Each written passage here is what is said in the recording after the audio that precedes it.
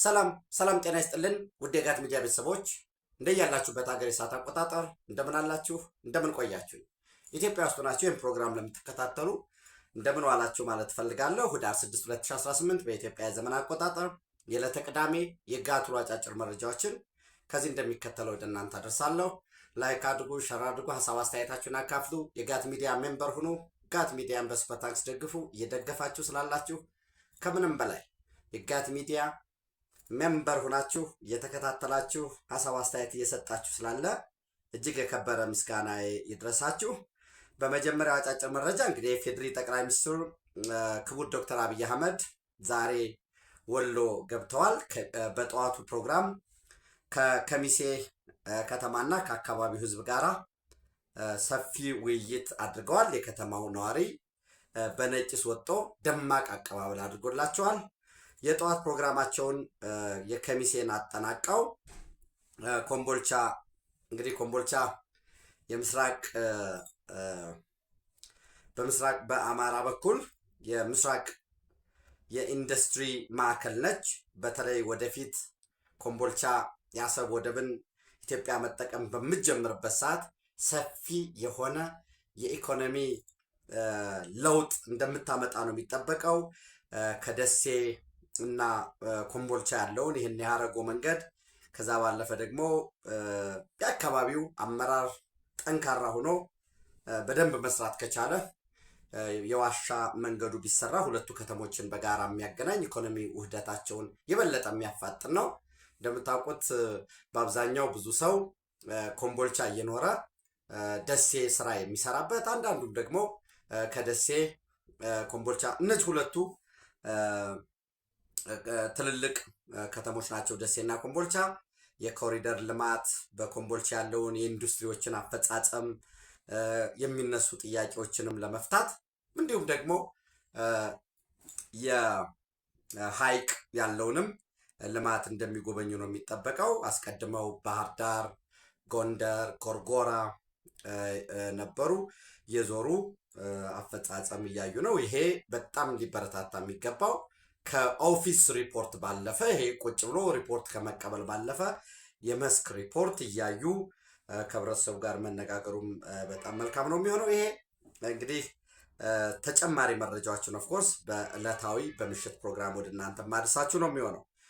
ከዛ ባለፈ እንግዲህ በሁለተኛው መረጃዬ የውጭ ጉዳይ ሚኒስትር ዶክተር ጌዲዮን ጢሞቴዎስ አዲስ አበባ ዩኒቨርሲቲ እና ሆርን ሪቪው የተሰኘ የቲንክ ታንክ ተቋም ባዘጋጁት የውጭ ጉዳይ ፖሊሲ ዲስኮርስ ላይ ሰፊ ንግግር አድርገዋል። ንግግሩን እንዳዳመጣችሁ ተስፋ አድርጋለሁ።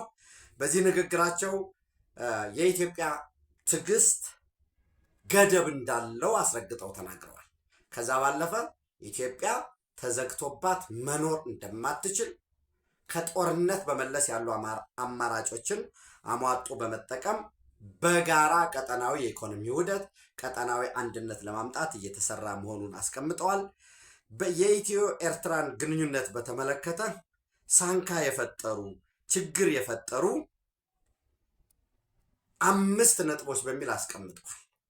አንደኛው ኢሳያስ አፈወርቂ ራሱን ለአጎብዳጅነት ለተለላችነት ያዘጋጀ በመሆኑ የኢሳያስ አስተምህሮ ወይ ኢሳያስ ዶክትሪን በሚል ያስቀመጡት ኢትዮጵያን ከውስጥም ለሚወጋት በሙሉ ደጋግመንም እንደምንለው የተለያየ ዓላማ ያዙ አንድ ጠንካራ ኢትዮጵያ መፈጠር አለባት የሚለው የለም።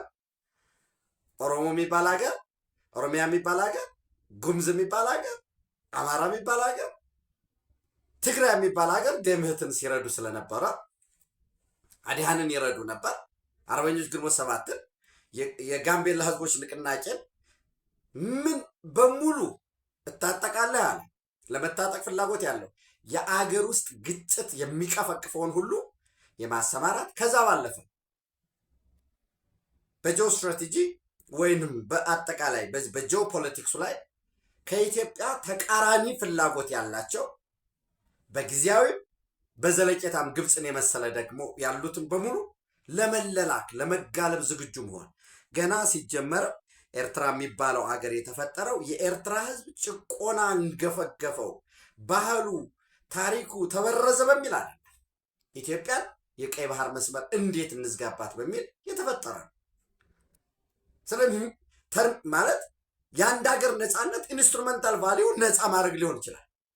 ተርሚናል ቫሊዩ ነፃ ማድረግ ብቻ በቃ ዛት ይሄ ናቅፋ ሲንድረም በሚል የለዩት። ሻዕቢያ ከናቅፋ ከተራሮች ወጥቷል፣ አስመራ ገብቷል።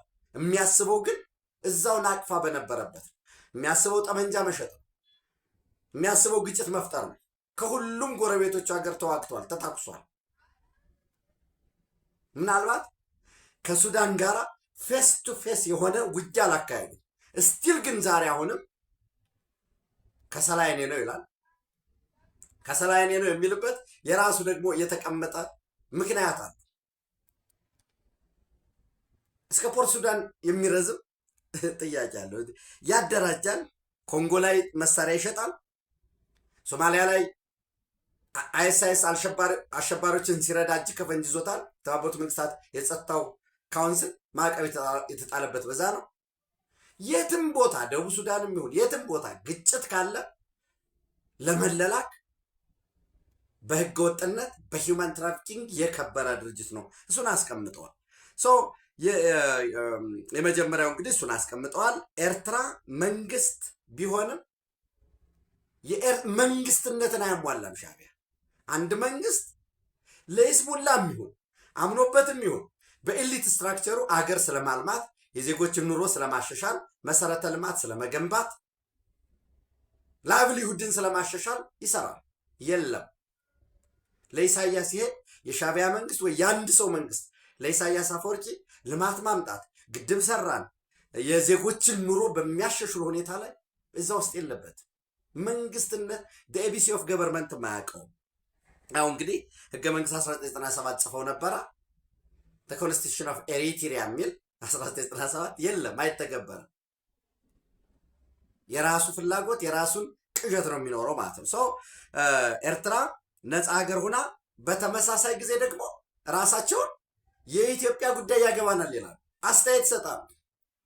ለምሳሌ የኢትዮጵያ ህገ መንግስት ችግር አለበት ይላል።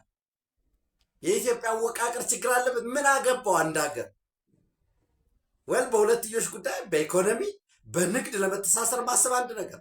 አስተያየት ይሰጣሉ፣ በውስጥ ጉዳይ ጣልቃ ይገባሉ፣ ተቃዋሚ ይረዳሉ።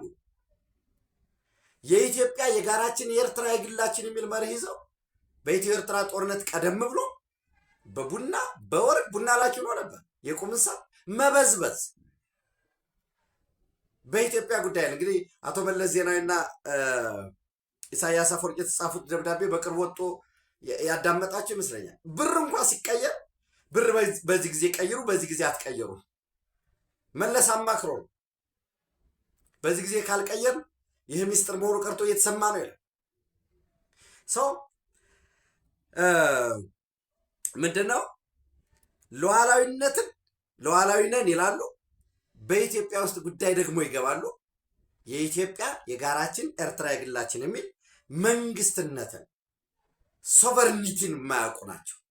ያው ሶቨሪን የምትሆነው በሌሎች የውስጥ ጉዳይ አለመግባት በአንተም እንዳይገቡ ማድረግ ነው። ይህንን አያደርጉም እነሱ። ሁለተኛ በመጀመሪያ እንደነገርኳችሁ ኢትዮጵያን ለማተራመስ የሚፈልገው የውስጡንም የውጭንም መለላክ ነው። ሶስተኛ የኢሳያስ አስተምሮ የሚባለው አልተጻፈም፣ አልተበተንም በወረቀት መልኩ። ነገር ግን ለባለፉት 30 ዓመት በላይ ኤርትራ እንደ ሀገር የምትቀጥለው ኢትዮጵያ ስትተራመስ፣ ኢትዮጵያ በግጭት ስትናጥ፣ ኢትዮጵያ ደካማ ስትሆን ነው የሚል እምነት። ለዛ ነው የትም ቦታ ግጭት ካለ፣ የትም ቦታ የተተኮሰ ቀልሃ ካለ ምንጩ ከኤርትራ። ለኤርትራ ማናቀበለው እሱን መመርመር ነው። ዝሮ ዝሮ ኤርትራ ሀገር የምትሆነው ምክንያቱም በግፍ የተወሰዳለ። ቀይ ባህርን ዘግተዋል። ጠንካራ መከላከያ ካለ፣ ጠንካራ ተቋማት ከገነባል፣ ጠንካራ ኢኮኖሚ ማረጋገጥ ከቻል፣ ኢትዮጵያን ማረግ ከቻለች አንድ ቀን ይመጣል ትውልድ፣ ይመጣል መሪ። የፈሩት አልቀረም። ኦፍኮርስ ያ ኢትዮጵያን በማተራመስ በማሳነስ ከውጭ ጉዳይ ከቀጠናዊ ጉዳዮቿ በላይ እሳት በማጥፋት ላይ እንድትሰማራ በማድረግ ከዛስ ይህን ያደረጉና የቀይ ባህር ጉዳይ ሲጠየቅ ኖ የውስጥ ግጭታቸውን እኮ ዳይቨርት ለማድረግ ነው የቀይ ባህርን ጉዳይ የሚያነሱት ይልሃል። ይህንንም የሚያነሳ ደግሞ ፑፔት ደግሞ ያስቀምጣሉ በየቦታው እና የውስጥ ጉዳያችን ብንፈተው አይሻልም? ውስጥ እሳቱን የሚያነደው ማን ነው? ራሱ ነው። ራሱ እሳቱን የሚያነደው ለምንድን ነው? ተረጋግተህ ልማትን ቀዳሚ አጀንዳ አድርገህ በቀጠናው ላይ የኢትዮጵያን ጉዳይ ከፍ አድርገን እንዳናሰማ ነው የትም ቦታ። ሌላኛው የኢትዮ ኤርትራ የውጥረት የኢትዮ ኤርትራ የግጭት ምንጭ በሚል ያስቀመጡት የኤርትራ መንግስት የተዛባና ሚዛናዊ ያልሆነ ባህሪ ነው። እንደ ሌሎች መንግስታት የዜጎችን የኑሮ ደረጃ ማሻሻልና ኢኮኖሚያዊ እድገት ማምጣት ቀዳሚ አጀንዳ ወይም ጉዳዩ አይደለም።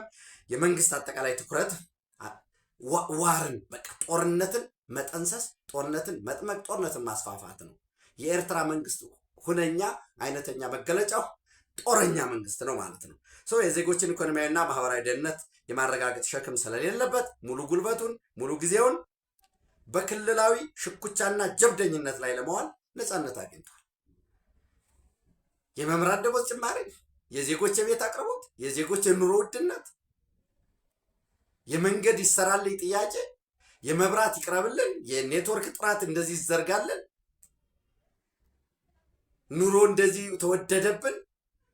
ይህ አይነት ጫና ያለበት አፋኝ ነው፣ ጨቋኝ ነው። ቶት ፖሊስ አለው የሚያስበውን የምታስበው ይህን አስበሃል ተብለህ ጠንካራ አፋኝ የሆነ የስለላ መዋቅር ወታደራዊ አገልግሎት ግዴታ ነው ያለው። የስራ ዕድል እሱ ነው። ይህንን ኤክስፖርት ያደርጋል። ግጭት ጫና ያለበት ልማት አምጣልን፣ የቤት ጥያቄ እንደዚህ ያለ ትራንስፖርት ወዘተረፈ የሚባል የለም። ዜጎችም ተሰደው አልቀዋል። ከስደታቸው ደግሞ ያተርፋል። እና የመጨረሻው በአብዛኛው የፖለቲካ ንቃተ ህሊና ባላቸው ኢትዮጵያውያን ዘንድ የኤርትራ ነፃነት የኢትዮጵያን ብሔራዊ ጥቅም በተለይም የባህር በር የማግኘት መብቷን አሳልፎ በሰጠ መልኩ የተፈጸመ ነው። ይሄ ደግሞ ኢትዮጵያ የባህር በር መዘጋት ኢፍትሐዊና ተቀባይነት የሌለው ነው። በዚህ መሰረት ኢትዮጵያ የባህር በር ማግኘት አለባት፣ ኢፍትሐዊነቱ የታሪክ ስብራት መስተካከል አለበት የሚለው የኢትዮጵያውያን ድምፅ፣ ይህም ለኢትዮ ኤርትራ ግንኙነት ሳንካ ነው። ጠቅለል ባለ መልኩ የኢትዮጵያ የቀይ ባህር ጥያቄ መልስ ማግኘት አለበት። ጦረኛው ጀብደኛው የመንግስት ሀሁን የማያውቀው ኃላፊነት የሌለበት አምባገነኑ የሻዕቢያ መንግስት በኤርትራውያን ቀዳሚ ትግል በኢትዮጵያ ድጋፍ መገርሰስ አለበት ነው ሲጠቀላል። ይሄ አጠቃላይ የተቀመጡ 5 ነጥቦች ናቸው። ምናልባት ወደ 12 ደቂቃ አካባቢ የሚሆን ንግግራቸውንም እሱን የምትከታተሉ ደስ ይለኛል።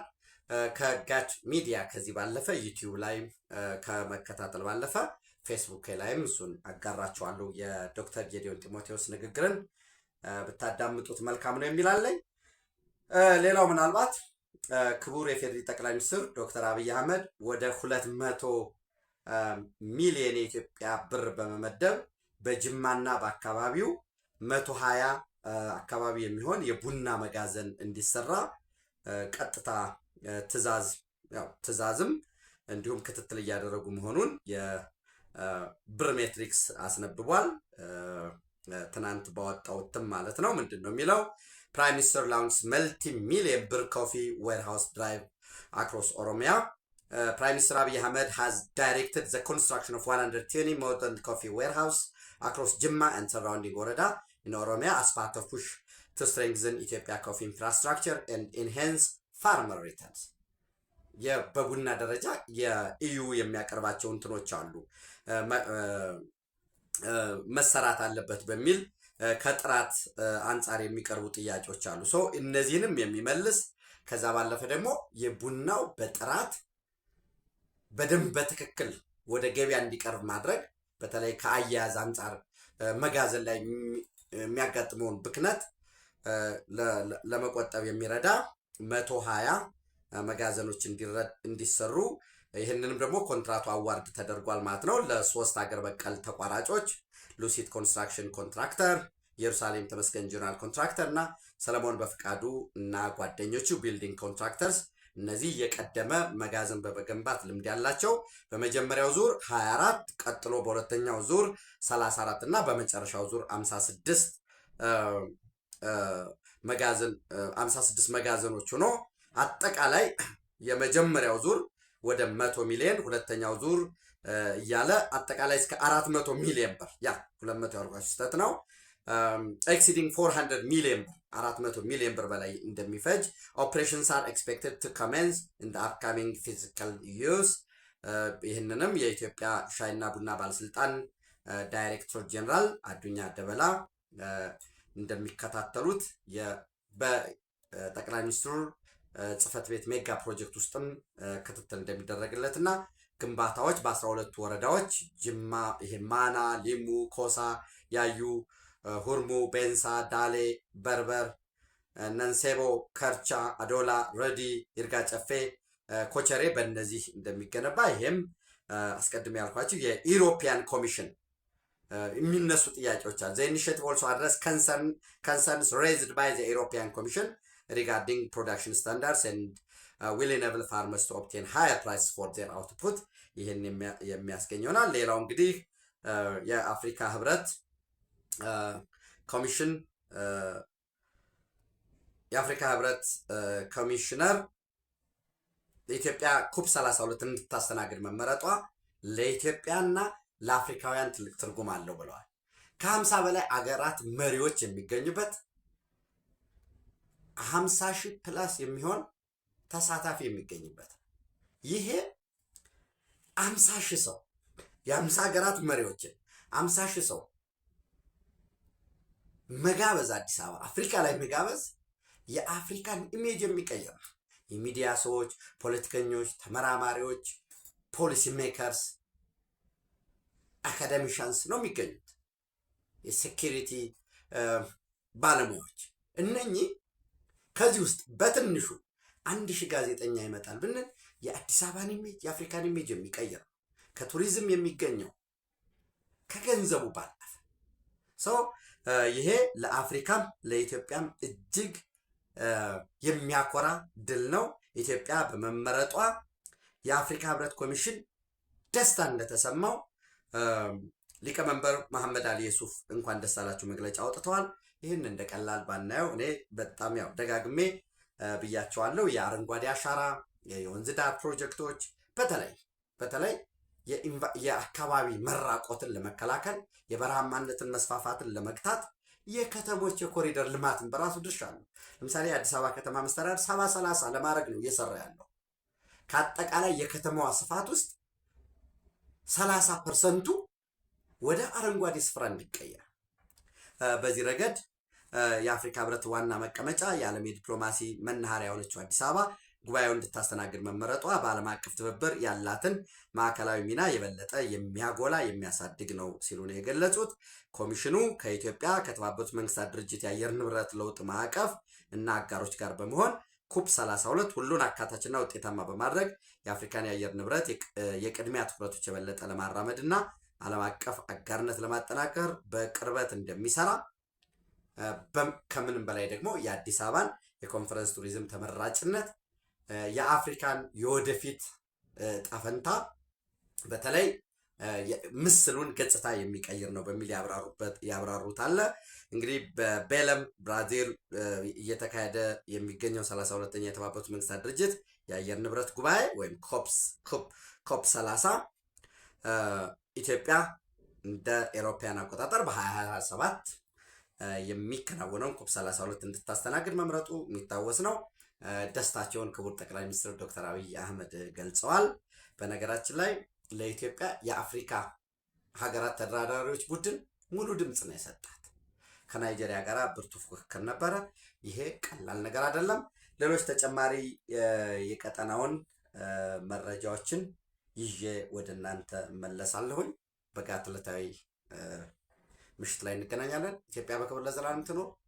ታንኪዩ